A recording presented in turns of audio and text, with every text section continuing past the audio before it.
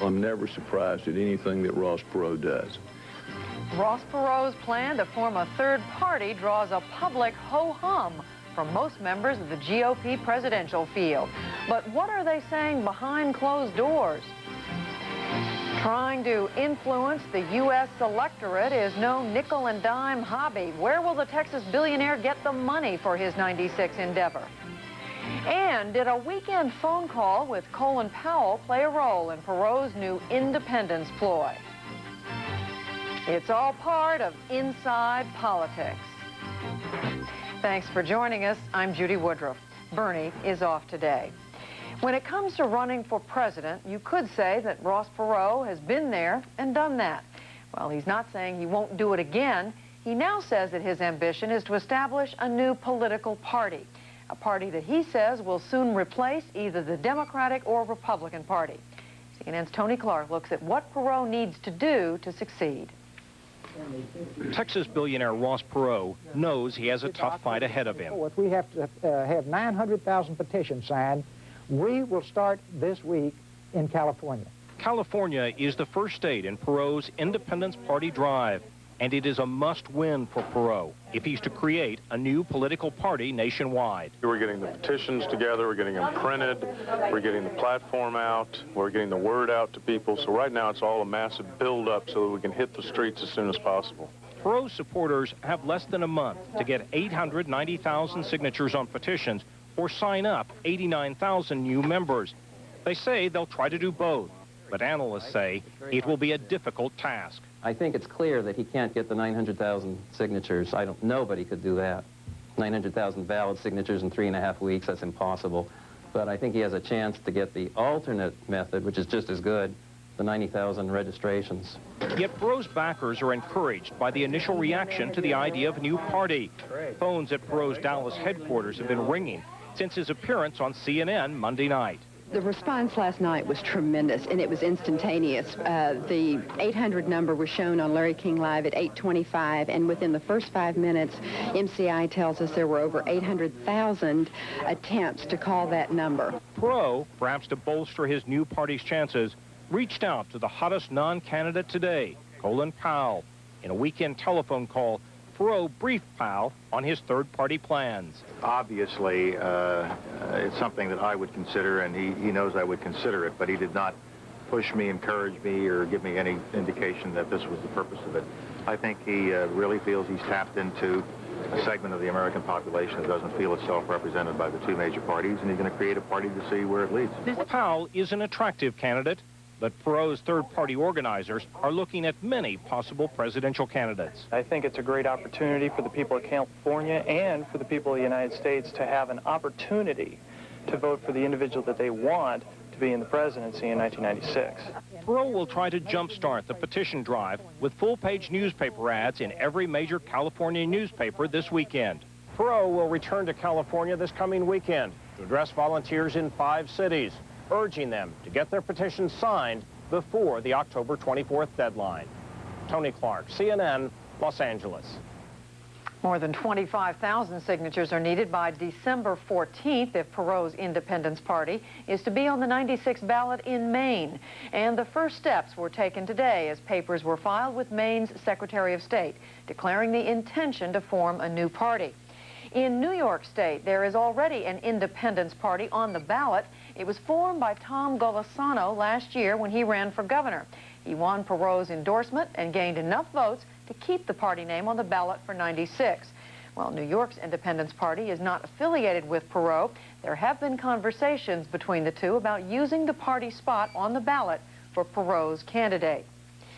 While this new third-party endeavor stands to gain from Perot's name and political organization, it apparently won't get to tap into one of his greatest political resources, the bulging personal pocketbook, which Perot opened wide for his own presidential campaign.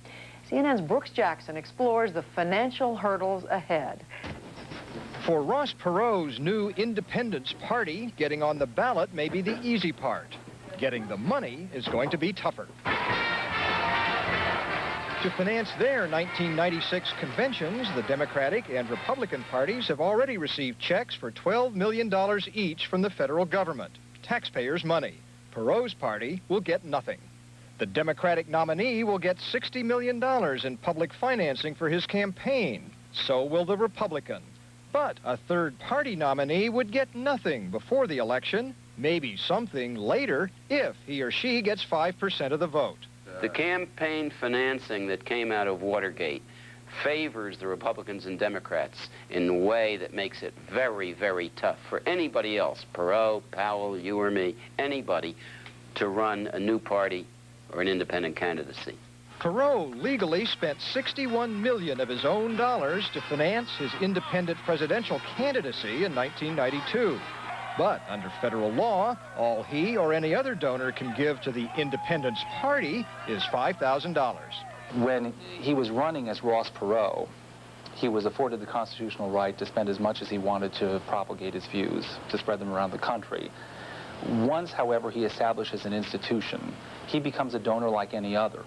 And the federal campaign finance laws are intended to limit the amount that any one donor can give to any political organization, including a new political party.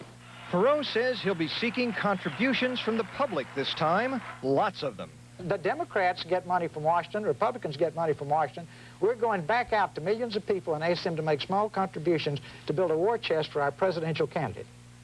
Another possible hurdle for a third party, enforcement of the election law is overseen by 6 federal election commissioners, 3 Democrats, 3 Republicans, no independents. Judy? Well, Brooks, you've made it sound pretty tough. Are there no loopholes in all of this? Oh, there's always a loophole, Judy. Right now, because no independence party exists, Perot's advisors take the position that he can spend without limit to promote the formation of a party. Pretty soon, though, some contributions are going to come in. They're going to have to form a federally regulated committee to accept them. At that point, there becomes very little wiggle room. All right, Brooks Jackson, thanks. We have only just begun to dissect Perot's latest political adventure. The whole third party, as it's discussed by Ross Perot, is a phenomenon of his personality. Coming up, the political spinners say their thing, and they say it very carefully. And more on how Colin Powell fits into Perot's third-party picture. Do new numbers show a candidate outside the two parties might have an inside track?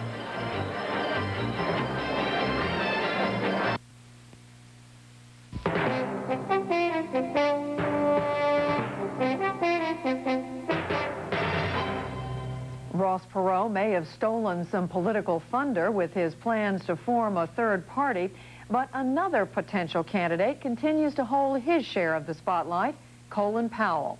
A new CNN USA Today Gallup poll shows Powell running even with perennial frontrunner Bob Dole as the top choice of GOP voters if Powell ran as a Republican. Phil Gramm and Pat Buchanan trail significantly. Rounding out the field, Pete Wilson and Malcolm Steve Forbes with 3%, Lamar Alexander at 2%, and Bob Dornan, Dick Lugar, and Arlen Specter at 1%. In a head-to-head matchup just between Bill Clinton and Bob Dole, Clinton would win by 7 percentage points, his largest lead since when we began asking this question back in February. But if Colin Powell were the GOP nominee opposing Clinton, Powell would win by 15 percentage points, 54 to 39. Make it a three-way race, Clinton, Dole, and Powell as an independent, and Powell holds his own, tying with Clinton at 33%, with Dole not far behind. Let's bring in our own Bill Schneider now, who is in Watertown, Massachusetts. Bill, looking at these numbers, what does all this mean for Colin Powell? Well, Judy, I think these figures show that Colin Powell now has the standing to do 3 things. Number 1, to win the Republican nomination. He's now tied with Bob Dole for first choice among Republicans. Second, to defeat President Clinton. Powell is the only potential Republican candidate who's actually beating Bill Clinton right now. Dole has fallen behind, and he does best of any of the declared Republican candidates. And number 3, Powell has the standing to win as an independent candidate.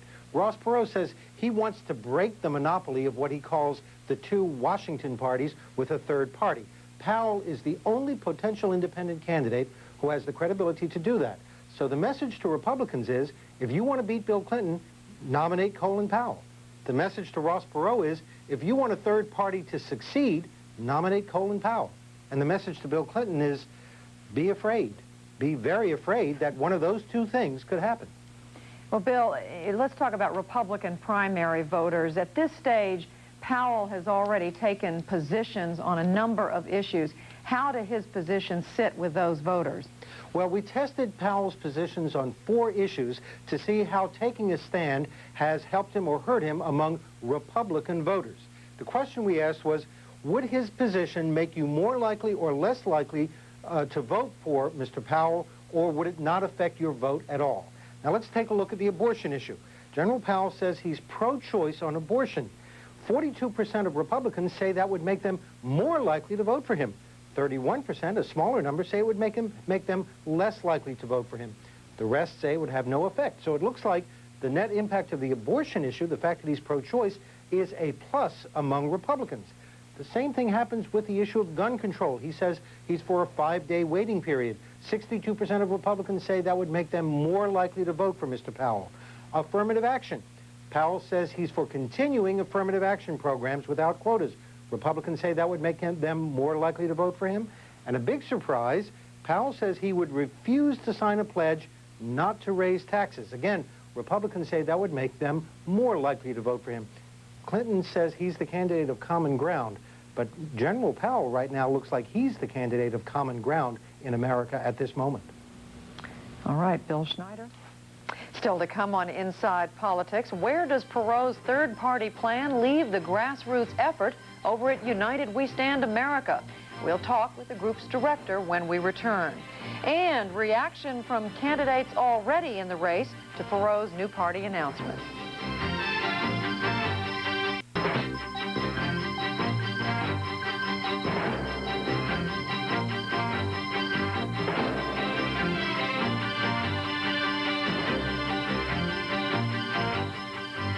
Does Ross Perot's plan to form a third party leave his organization, United We Stand America, in the lurch? Or will that group be leading the march toward partisan independence?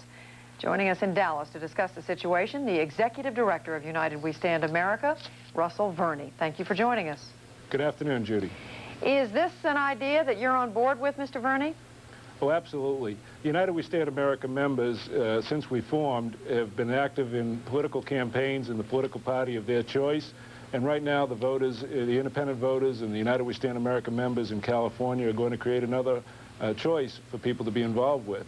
I think it's very exciting. It's perhaps the most historical event that's happened in 130 years in American politics. So where does this leave the rest of United We Stand? Well, United We Stand America will continue exactly as it is. We're an educational organization that's designed to inform our members of public policy decisions that are pending and motivate them to be involved in the political process. We would like to create informed voters throughout the country on issues. We focus squarely on issues. And I think this just gives another vehicle for candidates or incumbents who are running for re-election to talk about their issues through a new political party.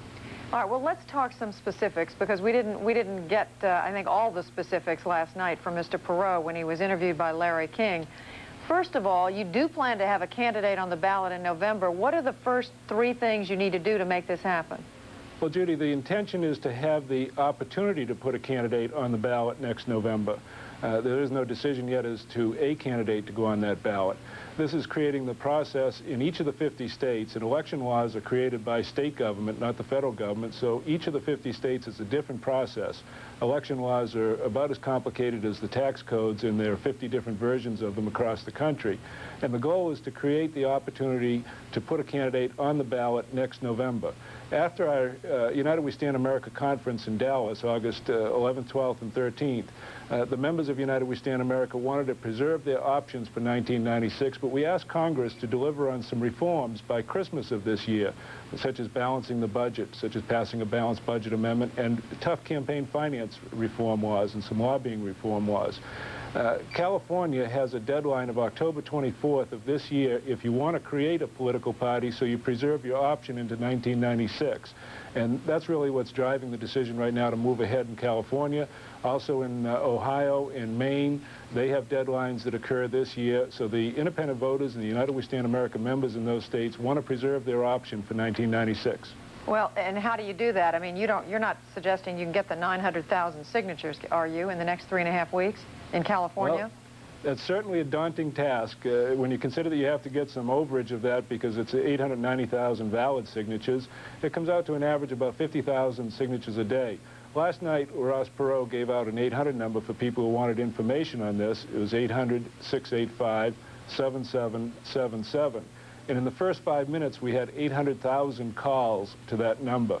24 hours later, almost, we're still averaging 500 calls an hour to that number. I think that the interest is out there. I think the excitement is out there among the independent voters.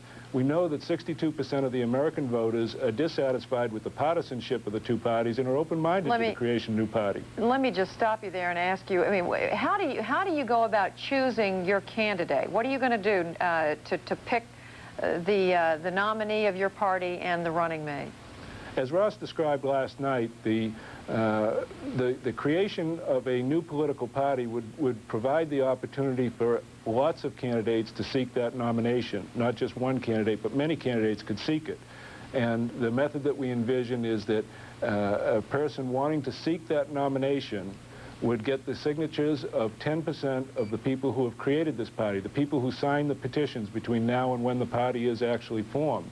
And any candidate that gets 10% of the petition signers' signatures then becomes eligible for the nomination, and then we will set up a process nationwide that is coordinated by a convention but holds local meetings in communities throughout the country in auditoriums where lots of people can get involved in the process, probably be supplemented by perhaps some online services, by satellite communications, and mail ballot opportunities for those who can't get to local meetings, so that every person who's helped to create this political party can participate in the nominating process. And when would these signatures have to be gotten in order for this person to be eligible?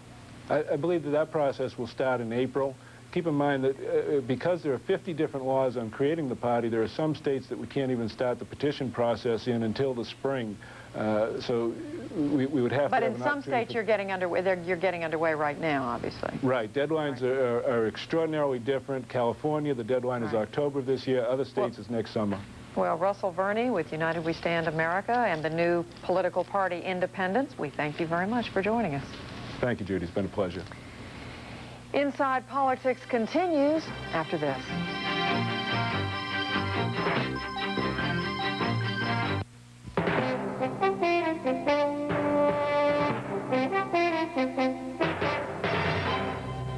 Many politicians are evidently responding to Ross Perot's third-party announcement by taking a familiar walk on a very fine line. Our national correspondent Gene Randall has been sampling the reaction.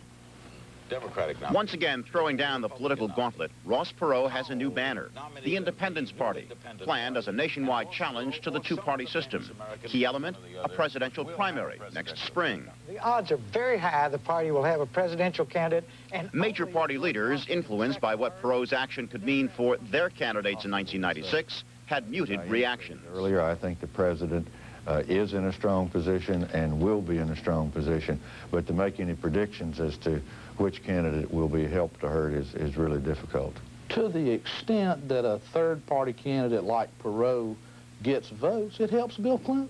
Maybe that's why House Speaker Newt Gingrich Tuesday took Perot to task, calling third parties a fantasy of delusion, and why Republican presidential frontrunner Bob Dole treated it with a certain disdain. You know, you can do anything he wants, I guess. Ed Rollins worked for Ross Perot in 1992. He likes this game, and I think he'll get back in it before it's over. Out on the GOP presidential campaign trail in New Hampshire, Senator Phil Gramm of Texas said he is never surprised by anything Ross Perot does. If we have a credible candidate, a credible program, Ross Perot's not going to be credible. The difference is California Governor Pete Wilson was in Sacramento. I think America has been, by and large, well served by a two-party system. Lamar Alexander said a Republican insider and Ross Perot in the race would be a déjà lose formula, a repeat of 1992. Perot's plan is to work for ballot access first in California, Ohio, and Maine, then nationwide, state by state. He's starting early. He has people in place from the United We Stand group. I don't know the quite status of those people, but he does have something approximating an organization in all or most states, and he started plenty early enough to do this. It may be too soon to call this third-party effort a vehicle for another Ross Perot presidential run, though his aim clearly is to put himself back once again in a political driver's seat. Gene Randall, CNN, Washington. And what does the candidate in the White House think about the Perot new party idea? Well, for that, we turn to CNN White House correspondent Claire Shipman. Claire, what reaction are you hearing to all this? Well, Judy, in public, nobody over here wants to say much of anything. The official line is that it's still far too early to tell what effect Perot's announcement will have. But earlier today, the president couldn't help commenting when Charles Rangel, Representative Rangel, who was here for a meeting, gave him some help. What do you think about Ross Perot's decision to form a third party? Give us a break, will you?